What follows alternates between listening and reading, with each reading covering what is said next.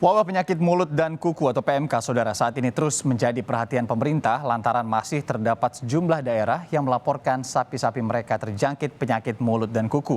Adanya wabah ini, peternak pun melakukan berbagai cara agar sapi-sapi mereka memiliki daya tahan tubuh. Salah satunya dengan membuat racikan jamu.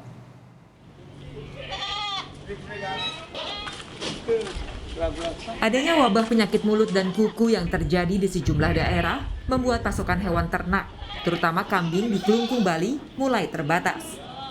Salah seorang pengupul kambing menyebut untuk stok hingga saat ini masih tersisa sekitar 35 ekor kambing yang semuanya sudah dipesan oleh sejumlah penjual makanan di Kelungkung. Dan harganya pun meningkat dari yang sebelumnya 1,5 juta rupiah per ekor, sejak 3 hari terakhir sudah naik menjadi 1,8 juta rupiah per ekor. Dengan terbatasnya pasokan hewan ternak sapi dan kambing, Dinas Pertanian dan Peternakan Kelungkung terus turun ke peternak dan pengepul kambing untuk tidak menyelundupkan hewan dari luar Bali, demi untuk mencegah penyakit mulut dan kuku.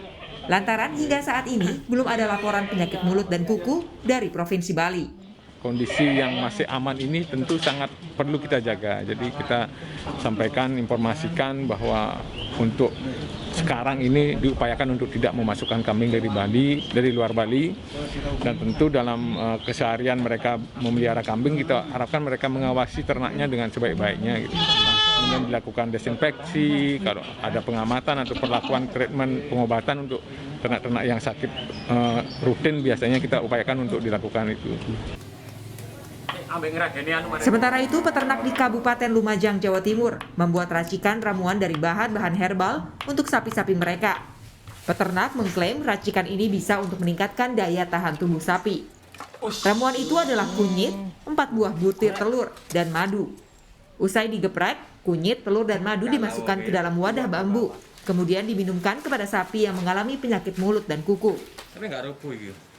Sebelumnya, para pemilik ternak sapi yang ada di kandang kumpul ini mengaku stres akibat puluhan ekor sapi yang ada di tempat ini tiba-tiba lemas, tidak mau makan dan minum, tidak bisa berdiri, suhu badan tinggi, dan dari mulut mereka keluar busa.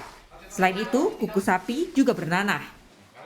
Selain memberikan racikan ramuan, dokter hewan setempat juga rutin datang untuk memeriksakan hewan ternak mereka. Salah satunya dengan memberikan suntikan penurun panas hingga vitamin.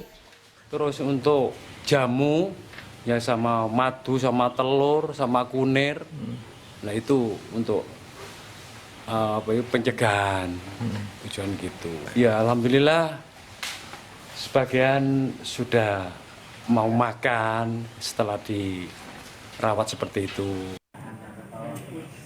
Pencegahan lain yang dilakukan pemerintah untuk mengantisipasi penyakit mulut dan kuku pada hewan, yakni dengan menyiapkan tempat karantina khusus bagi sapi yang terindikasi memiliki ciri penyakit itu. Pihak Rumah Potong Hewan Sindang di Indramayu, Jawa Barat menyebut baru ditemukan 2 kasus penyakit mulut dan kuku di Indramayu.